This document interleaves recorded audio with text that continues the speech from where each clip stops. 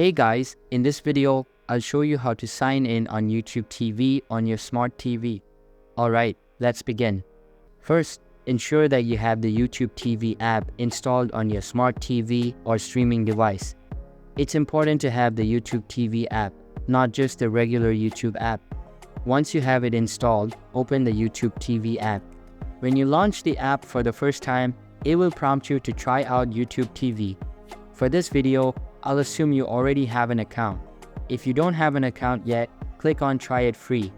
For now, I will scroll up and select Member Sign In. After selecting that option, you will see instructions on your screen. Grab your phone or computer and open a web browser. Navigate to tv.youtube.com/start. Next, enter the code displayed next to step 2 on your TV screen. You don't need to type in any dashes. Just enter the letters and numbers. Once you successfully enter the code, choose the Google account you want to sign in with. You will need to allow YouTube TV to access your Google account. After clicking Allow, you should be signed into YouTube TV.